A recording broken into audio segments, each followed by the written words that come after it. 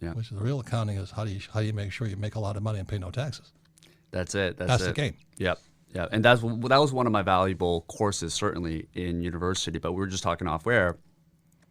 Grew up with very conservative parents. Right. Went to McGill, good university. Great school, yeah. Great Fantastic, school, yeah. and just didn't resonate. So I actually ended up dropping out. And I know your first book was talking about people dropping out and the education system, how flawed it was, right? Oh, it's criminal. Yes. It's criminal that, they're taking so much money from your generation that, student loan debt is now bigger than the subprime mortgage debt. And to put young people in debt like that, they should take every college professor out there and shoot them at dawn. I'm a Marine. That's what we do to criminals. I'm only kidding. Yeah, but it's course. criminal what they're doing. You realize Harvard, with their endowments, could hand out free education for 150 years and not charge a thing.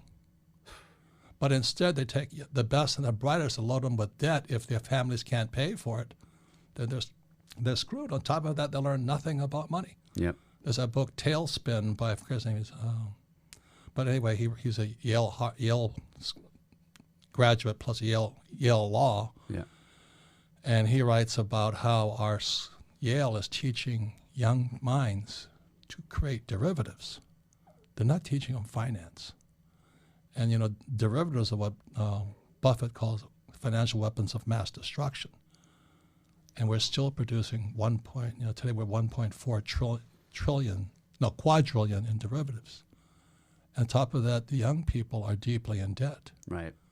And there's still no financial education in our schools. And It's unlike criminal. corporations, when a student defaults or they go into bankruptcy, they still owe the schools money, right? It's When the they go worst into type of debt you can possibly get into because there's no escape. See, if I got crucified for this, but I have one bankruptcy on my record, but it was a corporate bankruptcy. I have 27 companies. So 1 out of 27 going bankrupt, I thought was pretty good. But of course, a journalist, that's all they focus on. You have a bankruptcy. And I said, let me tell you something, numbbrains. There's a personal bankruptcy and there's business bankruptcies.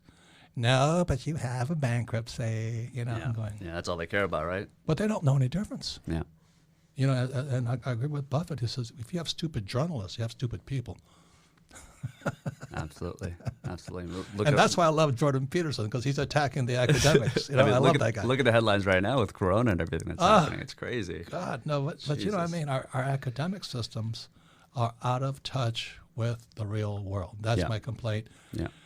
And next to one of my best projects, a student loan provider is building this project that makes my place look small. I mean, they're building this massive, all built on collecting and servicing student loans. It's massive. Yeah. And they're SOBs to work with. I mean, they're my neighbors, but they think because of all this money coming in from students, they can bully me around. Well, I'm a real estate guy, and we just fight back. They encroach on my easements and my boundaries. Well, we got more money than we can fight you all day long. I said, fight me. But they're student loan guys, which makes me hate them even more. Yeah. Yeah. This is in Phoenix. I won't mention the name because they're still my neighbors. The trouble with real estate, you can't choose your neighbors.